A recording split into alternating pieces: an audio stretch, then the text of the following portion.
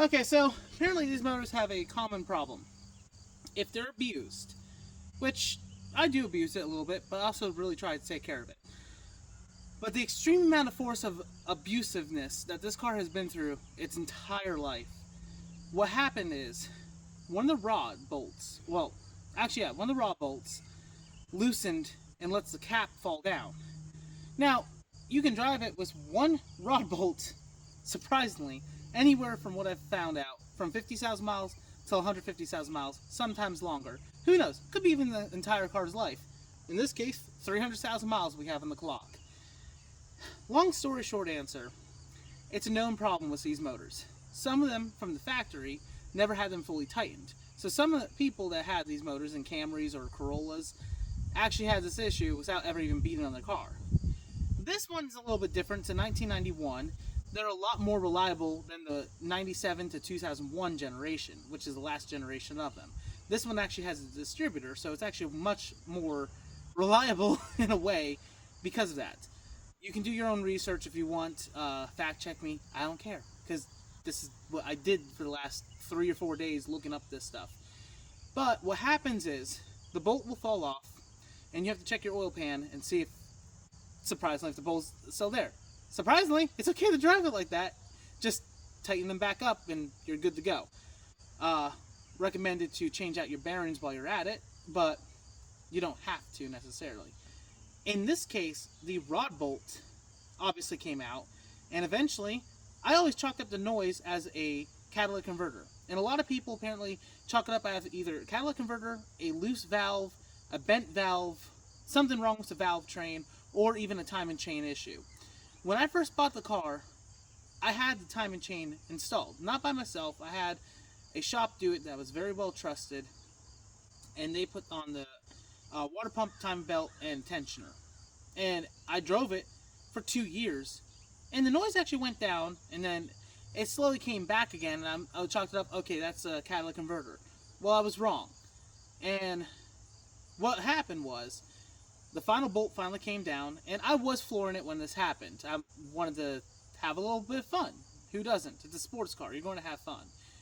When it went, I was going about 80 miles per hour, and I noticed from second to third, it was like, kind of like, if you're running on ice and you slip, so you stop, that like pause, and then you go back to running when you feel that you have traction again. It almost felt like that was going on internally in the motor. I can't describe it very well, but if you know, you know. And I went from third to fourth. And this is where I really noticed the engine started to rattle and hesitate. So I'm like, okay, I'm going to get off the throttle. So I got off the throttle and I shifted it from fourth to fifth just to drop the RPMs. And that's whenever I heard, like, almost sounded like if you got two rocks and a marble in a tin can and shake it and rattle it. That's what I heard.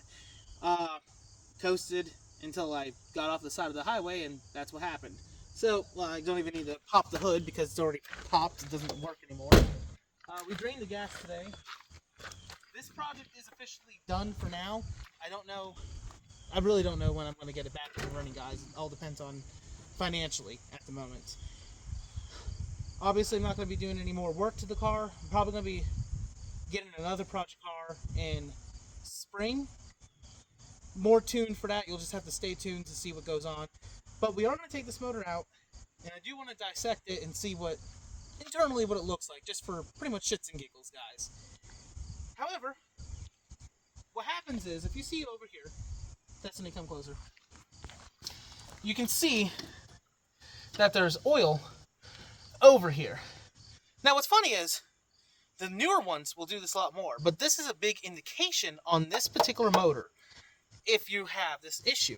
What happens is, I don't remember exactly how, but there is something with the motor. Whenever it experiences a lot of vibrations, it will have a slight hairline fracture.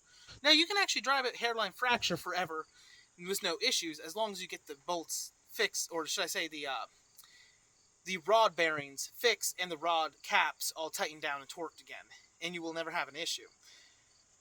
I should have took this as a sign, but I never did. However, that's my fault, and that's on me. That's where I say it's my fault. Well, I've learned a lot today in the last couple days, and this will teach me to be a better person for cars and everything later on.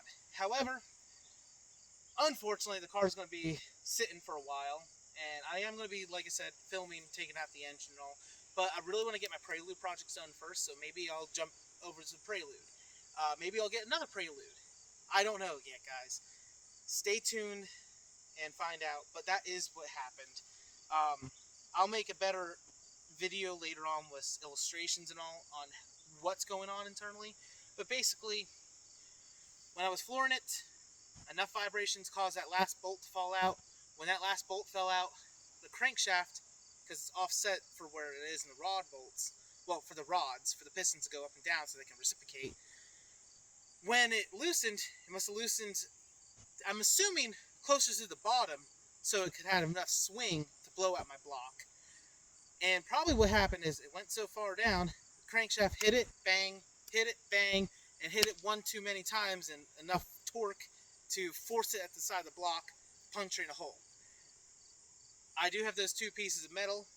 They're in the Subaru somewhere, but I'm not going to get them out for it. But they're decent size. They're about probably the size of a rock that's laying on the ground here. You can, for reference point, this is roughly how big it was. But take a look at my short. You'll see it.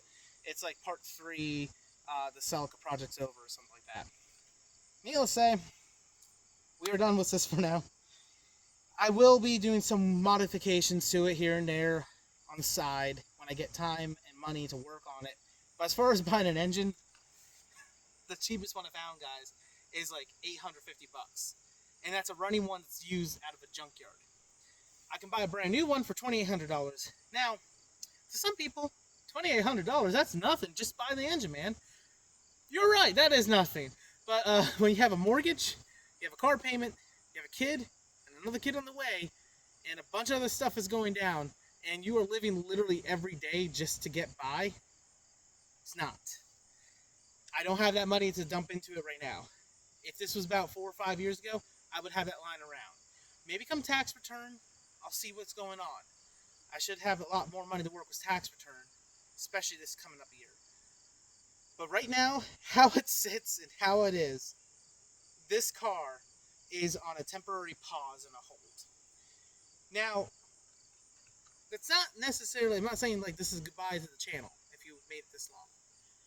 My other Prelude doesn't have an engine in it at all right now, and I bought it purposely because it had a blown engine.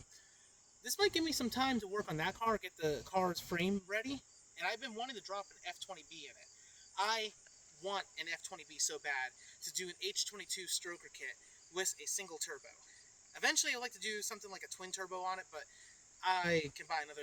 I want a J32 Prelude swap as well. As you guys know, I like older cars, so my Prelude's not the 5th gen, it's a 3rd gen. I would like to do a 3rd gen J32 swap, which has never been done before from my knowledge. But for now, I said it a million times, sorry guys, it is a very emotional time for me. A part of me is kind of dead because I like driving a stick shift. I don't like driving automatic, but at the moment I'm forced to drive an automatic Subaru Forester. Nothing against Subaru Forester, they're great cars, I love it, and I put that thing through hell and it keeps on ticking. But temporarily for now, this car is going to get a rest, and I might rename it Happy Phoenix with a rebirth engine, because I feel like Takumi Fujiwara, guys. If you ever watched the anime, you know what I mean. The engine blew.